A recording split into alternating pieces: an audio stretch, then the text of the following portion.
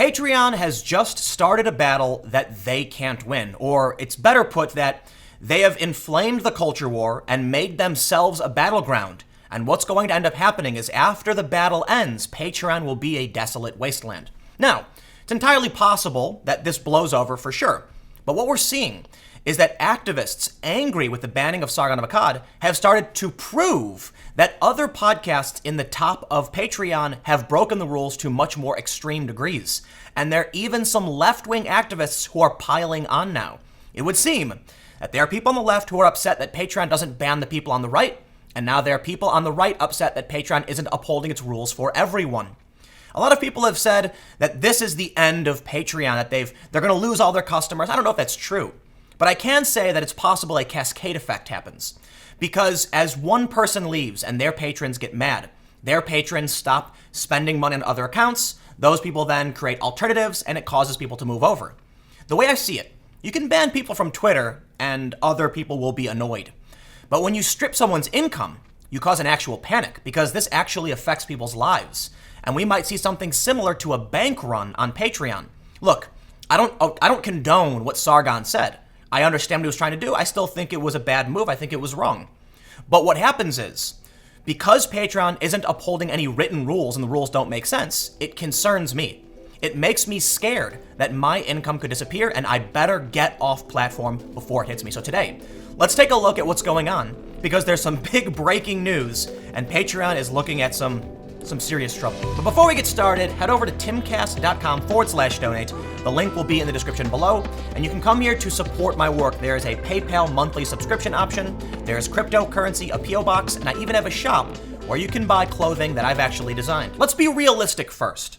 We're looking at Graphtreon. This shows us the publicly available information. That means the money you're seeing, $12,642,348 monthly through Patreon is only what's public. They have 130,159 creators with at least one patron. They're processing a pretty substantial amount of money. And if they're taking about 5% or so, give or take, I mean, they're making a decent amount of money per month. And when we look at the graph, we can see that while there are some dips typically around the beginning of every month, there are some dips around the 14th, there's another dip around the 15th. We don't know if any of these big drop-offs, around 40,000 users each, have anything to do with Sargon or any of these other accounts. And that's why I think it's silly to act like it's the end of Patreon. But they're certainly going to face collateral damage. Because Patreon has many, many accounts that break the rules often, maybe even on a daily basis, or I mean on a per content basis. Why aren't they upholding the rules against these people? You know, I've mentioned, and actually referencing Eric Weinstein, he did a simple search for racial slurs and found them all over the platform. I have found Holocaust denier, anti-Semitic conspiracy creators, and in the top 25, there are numerous accounts that have broken the rules. Activists are actually digging up evidence to use against them. Though some of these posts have been taken down because, look, the people who are digging up this information tend to be the people who oppose deplatforming. But I've looked at the evidence. I actually have the evidence. I'm not going to post it because I don't want anyone banned. But there are about 3 podcasts, maybe 4, that have overtly broken Patreon's rules somewhat to an extreme degree. And I'm surprised they haven't been banned. And if these activists take it one step further, they start contacting some of the business partners of Patreon, then Patreon is in serious trouble.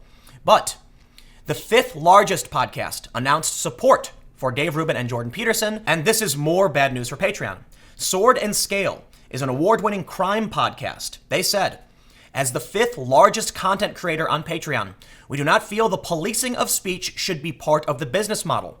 Looking forward to joining the alternative platform proposed by Rubin Report and Jordan B. Peterson as soon as it's launched. And yes, Sword and Scale is number 5, top for all of Patreon. They have 17,036 patrons, and they have just said they will move over to the new platform when it's available. On January 23rd, Sword and Scale made their income private, but at the time, they had a per patron amount of $4.97. If we take their patrons and multiply that by an estimate of about $5, they're looking at around $80,000 per month. Now, I don't know if that's exactly how much Sword and Scale is making, but with another large creator saying, hey, we're going to leave. This is big. This is bad news for Patreon. If you've been following the story, you'll know that Sam Harris abruptly deleted his account. He was the 13th biggest podcast. You now have Sword and Scale announcing their support for Jordan Peterson and Dave Rubin, saying they'll leave, and they are the 5th biggest account. But now what we're seeing is that activists are, in a sense, kind of taunting the other side with producing evidence to get left-wing podcasts banned. Rational Disconnect, who I've mentioned before, said, so this is their smoking gun. Timcast and Not Sargon cry nonstop that leftists on Patreon break the rules way worse, and this is it. Patreon clearly said they take context into account. Matt saying a phrase that I won't quote, over election results was clearly a joke. In response to that tweet, I said, I only mentioned Chapo after Sargon already did. And I didn't mention anything else that Chapo did that was bad. Activists have produced Reddit threads. Other journalists have brought this up. And there's a decent amount of evidence that there are some big podcasts breaking the rules, Chapo included. The reason I'm not publishing more evidence is because I'm not trying to get them banned. I don't think that Patreon should be enforcing unwritten rules that none of us can follow in the first place. But when these activists on the left try to own me, I guess, all they're doing is signaling to the other side, it's a taunt effectively. Oh, is this all you have? Prove it. And some left-wing activists have actually asked me to publish this evidence to get them banned, to get Chapo banned and other podcasts. In fact, some other left-wing personalities have actually published information about some podcasts accusing them of breaking the rules and being racist. And I'm not going to publish this information. But I will say, yes, I have it. I'm looking at it. It's on my desktop right now. I am not going to get suckered into this game of contributing to the deplatforming of these other podcasts.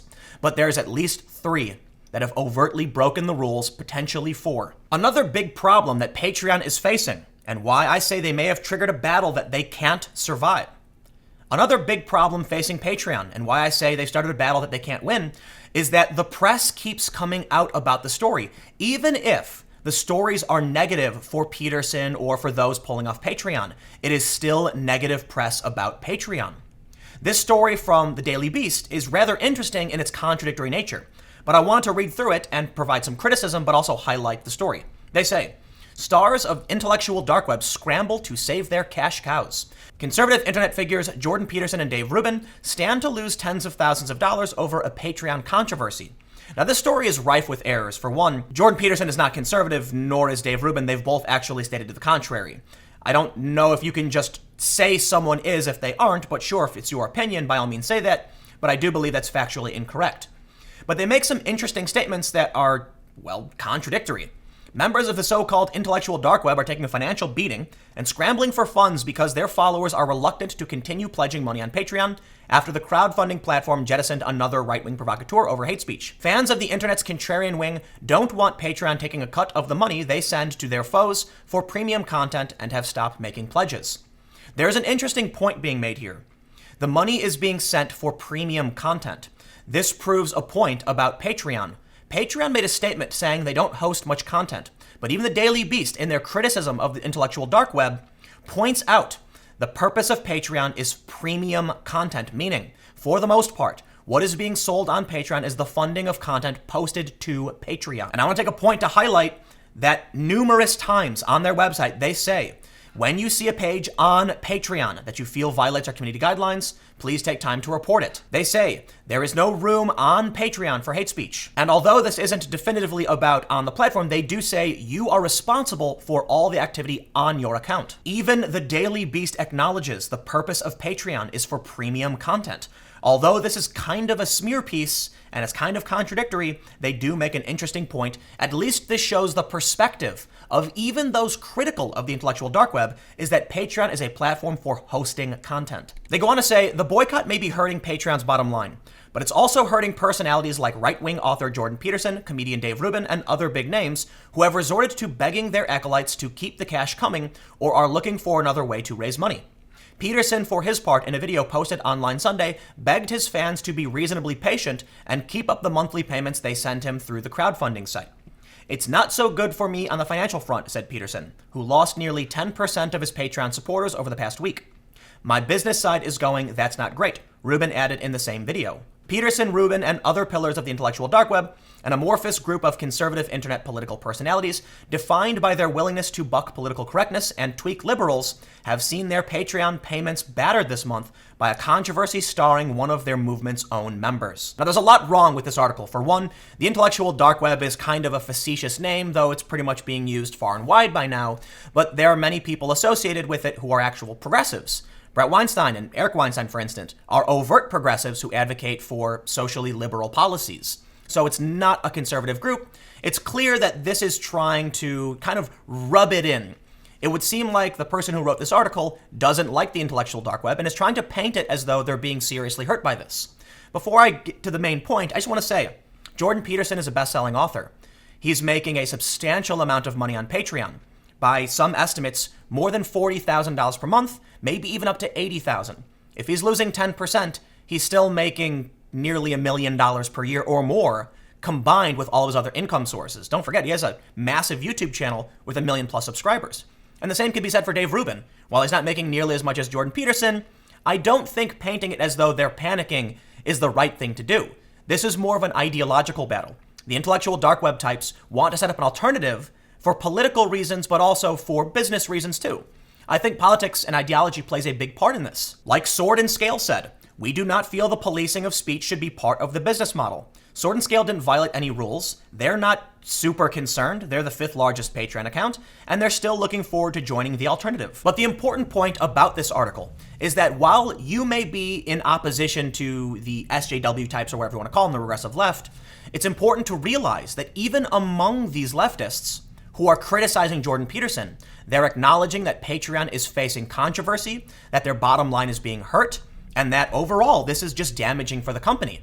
This bad press is only bad news for Patreon. Patreon has become a battleground in the culture war, and they're taking damage now from all sides. If activists start contacting the payment processors the same way the left did to Subscribestar, what's the defense Patreon will have? Like, there's one podcast where the evidence is staggering. I kid you not. There's just video after video of mocking people based on their race, using racial slurs, homophobic slurs, laughing just for minutes, mocking the LGBTQ community. And this is a top podcast. And I'd have to imagine Patreon can't defend themselves if all of these podcasts are getting targeted. So I think one of 3 things could happen. If activists target the payment processors, then Patreon will either have to ban these accounts or they lose their contracts with these payment processors. It's also possible nothing happens because the processors don't care and Patreon just carries on. Or nothing happens because maybe the activists don't go after these companies the same way the left does. But at this point, I think it's fair to say Patreon is taking substantial damage and the cascade is possible. Because as people leave, more people leave. And if too many people leave, everyone leaves.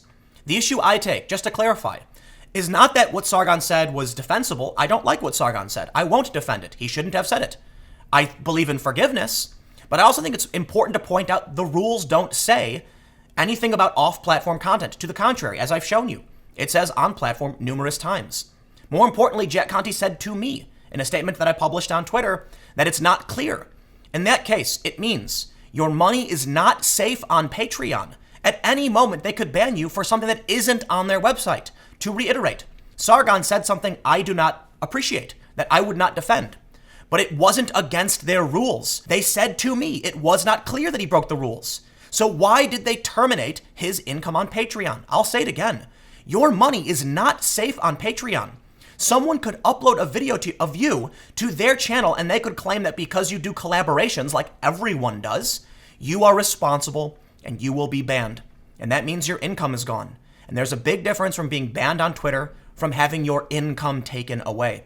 But let me know what you think in the comments below. We'll keep the conversation going. What do you think is going to happen? Look, I want to show all the evidence of wrongdoing from these accounts, but I don't want to be party to deplatforming, so I just won't do it. Comment below. Let me know what you think. We'll keep the conversation going. You can follow me on Twitter at TimCast. Stay tuned. New videos every day at 4 p.m. And I'll have more videos up on my second channel, youtube.com/TimCastNews, starting at 6 p.m. Thanks for hanging out, and I will see you all next time.